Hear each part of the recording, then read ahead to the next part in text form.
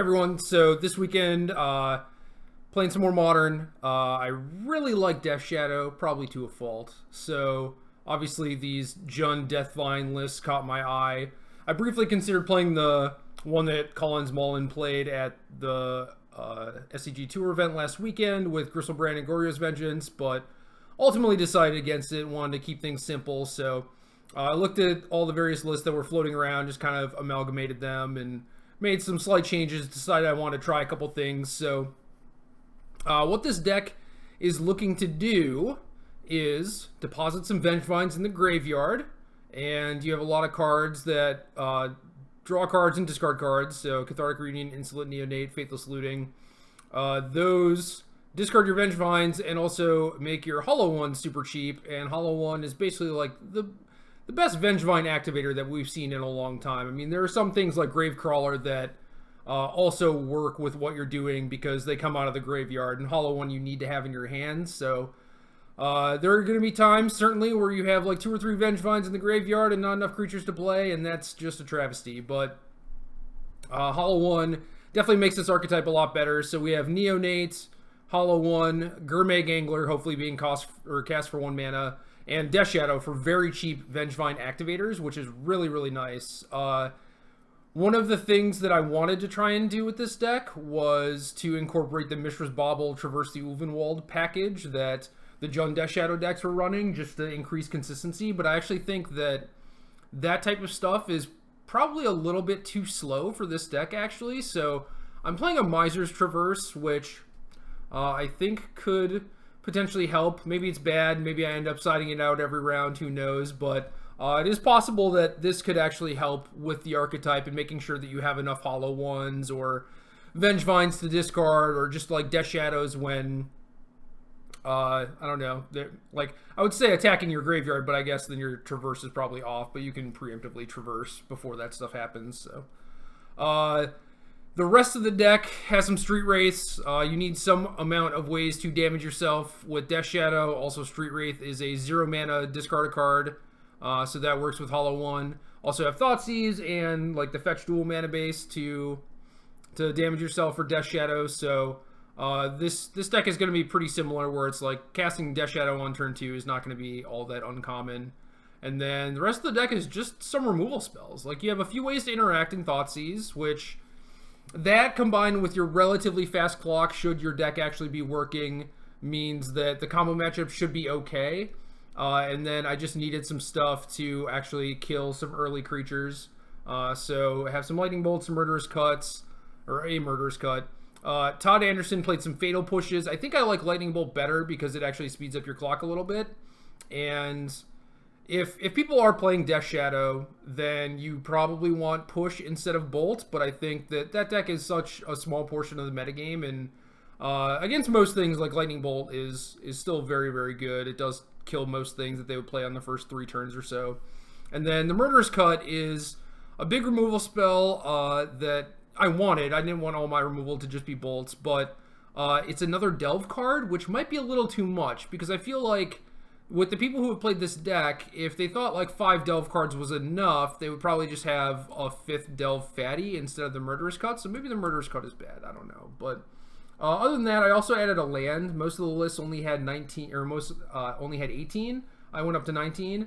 And I basically did that because you have things like Neonate, Faithless Looting, and Cathartic Reunion that really broadens the range of keepable hands that you have, to the point where I think most hands you are going to keep as long as you have enough lands. So that means like 1 land Faithless Looting, maybe 2 lands with a Neonate or Cathartic Reunion. But like those 1 land Cathartic Reunion hands, you basically can't keep, even if you had like a Thoughtseize or something. Maybe if you had a Street Wraith, you could keep it too. But I think not playing enough lands is probably one of the reasons why this archetype is maybe a little bit more inconsistent than we would otherwise want it to be. And just the fact that you're able to keep a wider range of opening hands is just good. You know, it's going to work out in your favor in the long run, and it's possible that the deck should even have 20 lands. I don't know, but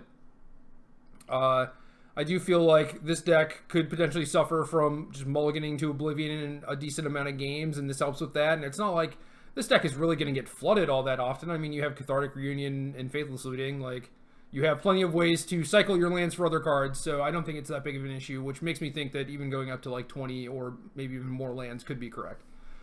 So that's the main deck. I am pretty convinced that this core of cards right here is correct. I like all of these cards, and then what you choose to do with the rest of your cards is kind of up to you. I'm playing some weirdo cards just to try them out, and that might not necessarily be correct, but the mana base I think is pretty straightforward, where it's like you play 12 fetches, duels, and the correct basics that you want. I mean, Tan and Grace had 2 Stomping Grounds instead of an Overgrown Tomb, which I think might be correct actually, but I'm not sure. The sideboard, you have a lot of decent options in Jund, and you will generally see some amount of Collective Brutalities. These are obviously good against burn. These help with your plan A of discarding Vengevines and whatnot. It is good with Hollow One. Excuse me. It is probably a card that is good enough to main deck, especially in certain metagames if there is a lot of burn. You could also have things like Gnaw to the Bone, I think would be okay, but you're also like delving away your graveyard, and there aren't that many creatures in your deck. You probably want to side out some amount of Street Wraiths, so I think Brutality is just overall better. And this is probably the card that you want against something like Ad Nauseam, which is kind of rough because they're probably going to bring in Leyline of Sanctity, but like you definitely need something to help against the combo decks, and I wasn't sure what that was. I mean, it could just be the perfectly usual like sideboard, a blue dual land and some Stubborn Denials or Disdainful Strokes or something, and I would be on board with that. But I think the clock plus the discard might be good enough, so I wanted to try that. Other sideboards generally have some amount of Artifact Hate, Ancient Grudge. You see some Shattering Spree sometimes. Sometimes it's Abrupt Decay if people are really worried about Rest in Peace. Ancient Grudge interacts favorably with the graveyard, so I felt like that was probably the better card to play in this deck. And against something like Affinity or Lantern, like you really need something that is going to take out 2 permanents. Just like having like an actual Shatter or Nature's Claim or whatever is not going to be enough to do it. So Ancient Grudge is good. Shattering Spree is another good one, but there's no guarantee that you have like all red mana. Maybe that's a reason to cut the Overgrown Tomb for a Stomping Ground if you want to play Shattering Spree, but Ancient Grudge is something that you can like board in against Eldrazi-tron, not necessarily need both halves, safely discard it to a Reunion or Faithless Looting, and then use it to flashback and kill a Chalice or Basilisk Caller, Walking Ballista, what have you. Other lists typically have Nile Spellbomb or some amount of Graveyard Hate. Sometimes you see Leyline of the Void. Leyline is good. I could totally see that because this deck is fairly mana intensive in the first 3 turns of the game, and you don't necessarily have the spare mana to actually play a Spellbomb, so I could see a world where Leyline is much better. And then a lot of lists also have something like a Pyroclasm. I chose Kozilek's Return, even though it's a little more expensive, just because I think it is a little bit better against Affinity, and I'm kind of worried about Affinity with this deck. It seems like it could potentially be a pretty bad matchup, so Kozilek's Return is likely going to help there more than something like Pyroclasm would, and if you're playing against like any of the Death and Taxes decks with Aether Vial, Kozilek's Return's a little bit better.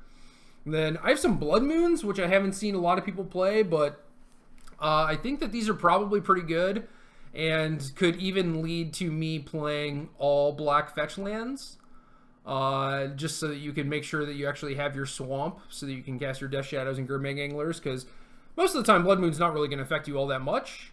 But I would like to have more ways to actually fetch out the swamp. But yeah, Blood Moon, I think it's good against the Valakut decks. It's probably pretty good against Eldrazi-tron, and those are just some of the tougher matchups. Like, they have a lot of reasonable ways to slow you down, and they go like a little bit bigger than you. So unless you have a really explosive draw, like, they can pretty easily stop you in their tracks. So I like having something like Blood Moon. And then the last couple cards, a couple of Big Game Hunters. These are probably too narrow, and these are almost explicitly for Death Shadow, and obviously decks with just big creatures. And Big Game Hunter is cute because it works with your deck. It has Madness, so it works with all of your engine cards, but you likely don't need it. And this could probably just be like a spot removal spell that also kills Death Shadow, or something that allows you to go through their Death Shadows. I'm not sure what that would be, but I'm sure that there is some graveyard card that, you know, gives your things unblockable or whatever. Like, maybe even Scourge Devil is good enough, I don't know. Or this is also a deck that could play Lingering Souls pretty easily, but I would highly recommend that against, like, most people are going to side in Graveyard Hate against you, so, like, bringing cards in out of the sideboard that are favorable with your graveyard is probably not a great idea because you're just walking into their sideboard hate. So something like boarding in Lingering Souls might seem good in theory, but in practice will probably not play out all that well. So that's it. Let's battle. Let's make some Vengevines.